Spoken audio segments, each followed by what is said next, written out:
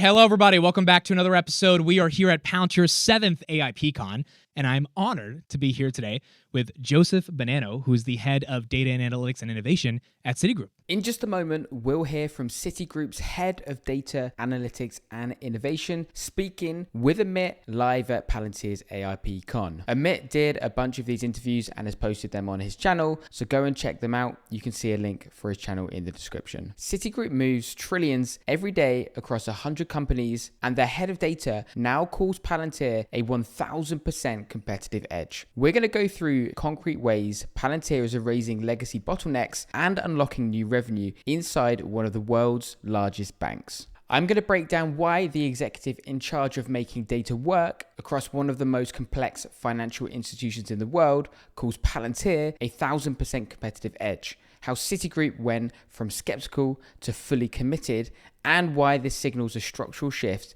in how modern finance operates. Citigroup, obviously multinational, very big company. Before we get into it, what exactly do you do at Citibank? And then we'll get deeper, or Citigroup, and then we'll get deeper into the role of Palantir in this partnership. So as part of the wealth division, I run all of our data analytics platforms, AI, cloud, you name it, soup to nuts. So effectively, how do we make people go faster? Right. Okay, Palantir. You guys are a pretty big company. Palantir is becoming a pretty big company. Obviously, big companies, multinational corporations, they need to be ahead on their AI data strategy. What was the inclination to begin even the thinking of, hey, maybe we should work with Palantir?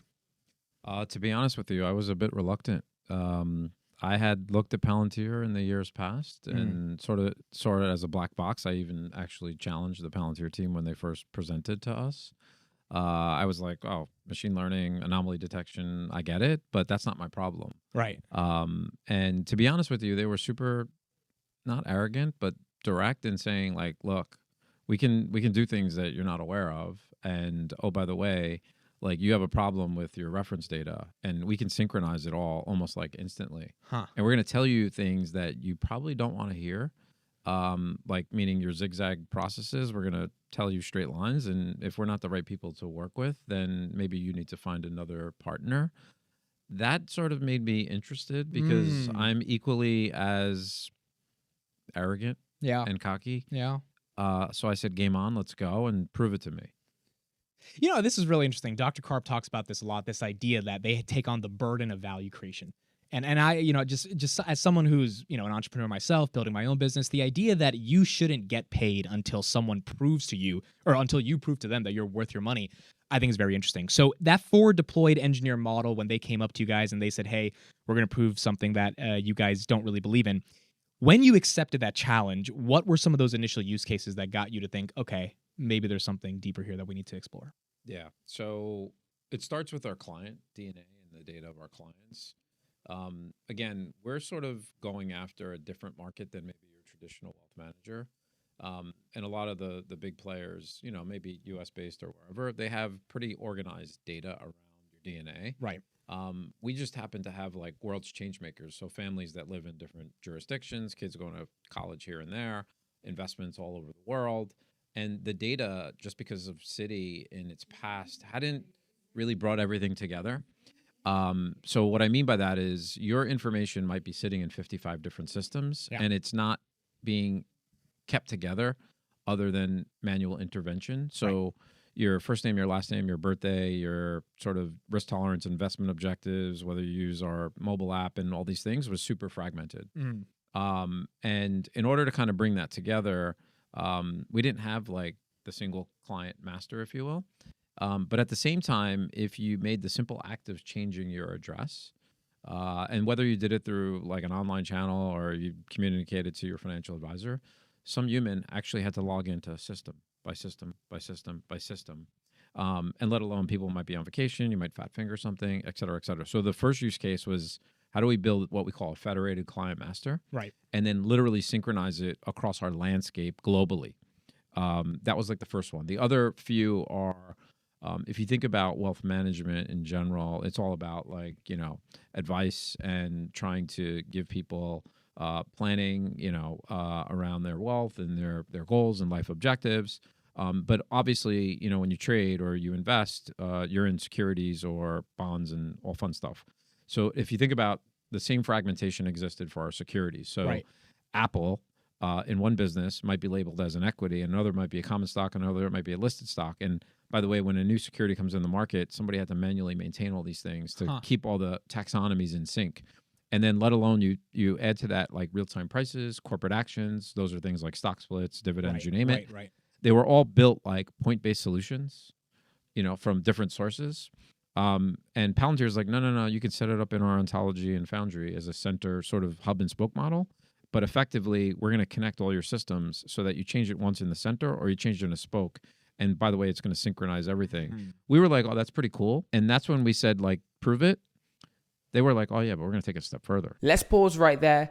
Joseph went from show me why I should pay you to this partnership is mission critical. The moment you change an address, upload a passport, or sign a document, it all fires automatically through Palantir's ontology. That eradicates hours of manual ops, wiped out in seconds. Joseph called it straight. Their client DNA was scattered. And what did Palantir do? Not a rebrand, not a front-end interface. They built a universal client master, synchronized globally, that instantly reflects changes across the entire stack. Palantir successfully rebuilt the foundation of a global financial network. It's one thing to create a CRM, it's another thing entirely to stitch together legacy infrastructure from 100 plus companies and make it act as one brain. Quick plug, I help businesses make more money using YouTube. We helped one law firm land 33 clients in the first 5 months alone from YouTube, worth $330,000. I've got space to work with just 3 more firms.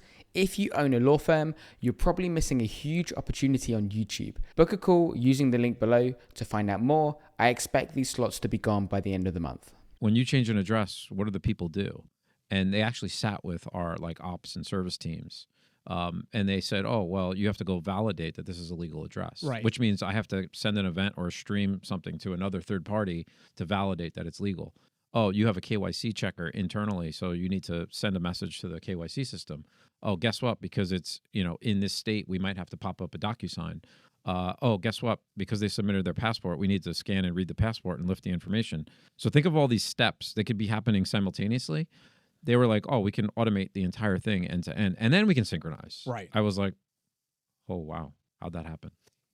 It's a different level. I've heard this story from so many different customers in different use cases, but once that ontology starts getting revved up and you see the operational use cases, it really does feel like not only is it a game changer, but it feels like the possibilities are endless. Like the potential is infinite. And do you kind of feel like that? And is that why you guys expanded the partnership in terms of trying to go even deeper and be bolder? I think it's 2 things. I think, again, like I said, we have a lot of legacy applications and technologies. The one thing that this allows us to do is not only keep the old in sync, but build for the new. Right. And if you think about what I just said about automating, orchestrating, doing things in an intelligent way versus some legacy manual fragmented process, I can actually, those blocks that I just talked about firing signals, I can build a whole new online experience for account opening. And that's just another spoke. But I could use those same objects to do all the checks and balances. And then slowly but surely I can sunset over time the legacy application. So that's the first thing. The other thing, which is even more important, is now that I have a customer 360, whether it's any business, right? You want to upsell, cross-sell, or retain clients. I can now have a full view of everything that's happening to you. That's effectively the glue. So now I know you as a client, Facebook's been upgraded or downgraded. A price target change on a security. You have a bond maturing, a CD coming due. It's your birthday. Your asset allocation is off track. You look like you need like a financial plan. Like I have that all together. Yeah. So I can power that by sort of like Palantir's combining it all together to ultimately drive this business forward, which is a bit, outstanding to me. How are you philosophically thinking about AI in the age of finance? Philosophically, look, I think it's an enabler for me. I often say, look, it's like a cape for some of our individuals to make them go a bit faster. I'm not looking to replace, but I'm looking to augment. Yeah. I think even with Palantir, a lot of what we're doing is invoking some of our existing large language models with other providers or, whatnot. But I do think like we work extremely closely with legal risk and compliance in the first inning of the game. We have a solid set of use cases for, both our client experience as well as our advisors and operations teams ton of them around productivity, but also, honestly, sky's the limit to make our sales teams go more efficient. But we do think it's part of the equation, but it's not the end all be all. So when I think about like Palantir, or I think about a database, or I think about a large language model, stitching them all together and orchestrating it is the key. How competitive of a guy are you? Very competitive. I feel like I get that vibe. I did not join to be second or third. Okay, so then that leads to my next question. Do you think Palantir is giving you a true competitive edge against the other financial institutions right now? 1,000%. Why?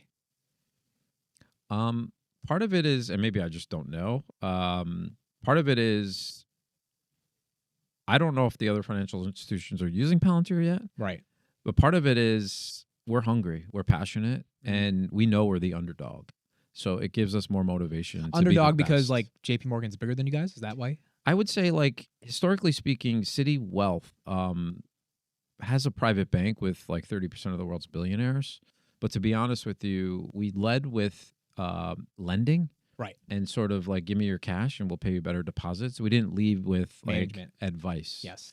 Yeah. And that has changed in the last, year or two when we brought in a new regime. But the reality is you could have the greatest financial advisors in the world who bring their clients with them, but in order to give them a platform to scale and to do things in today's day and age, we have some advisors that manage 1,000 clients. Right. How could you possibly know every life event taking place? This one's down 7%. This one has a birthday. This one lives in California. There's a wildfire. Like, we're creative and we want to do things that our competitors don't do. I used to work at one of them. My objective is to crush them. In a good way. Joseph mentions that some advisors at Citigroup are handling over 1,000 clients. There's no way to track every risk change, birthday, passport update, or news alert manually. So what does Palantir do? They turn these inputs into prioritized signals. They even draft the message in multiple languages and score the likelihood of engagement. Again, that's not an upgrade to a CRM. That's an AI-powered relationship management tool. This is how Palantir scales institutional memory. Every new interaction feeds back into the system, making the advisor smarter, faster, and more efficient every time they log in. Well, in a good way, yeah. You want to do. I mean, this is the nature of business, right? You want to be number one. When it comes to that wealth advisor who's dealing with those 1,000 clients, and there's a wildfire, there's a birthday, other guys in a different country on vacation, and something happens in the market. Do you see Palantir as being able to connect that advisor to all those clients and be able to make changes in real time to deal with those situations?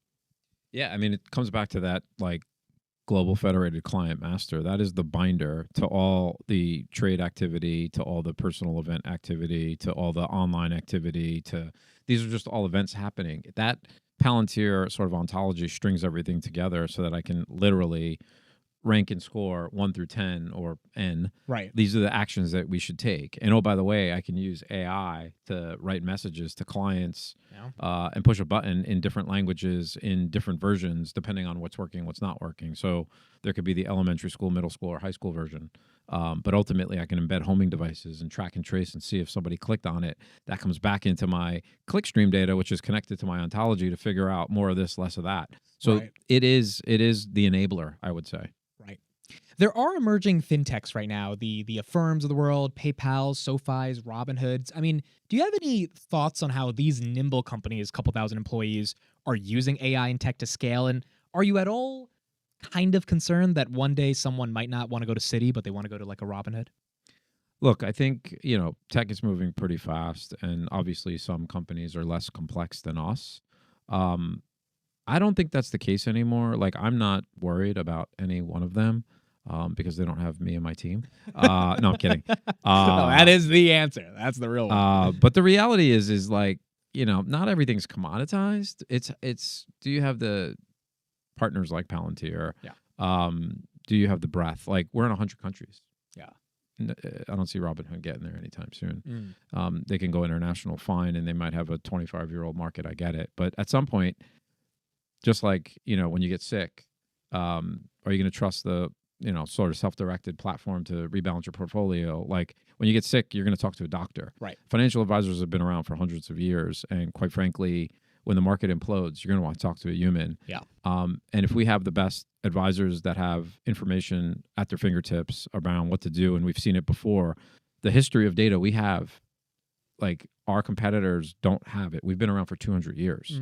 Now I'm just unlocking that by powering sort of things that happen. So if you think about events like, that took place in the past around when the market moves this way or that way, or when this type of news comes out, I can see historical things that my competitors can't. Oh, by the way, I can see it in every country. Yeah. And by the way, with Citi, I also have access to the personal bank, right? So debit cards and credit cards. So if you're buying Louis Vuitton bags and you got $100 in your wealth account, well, guess what? That's a data signal.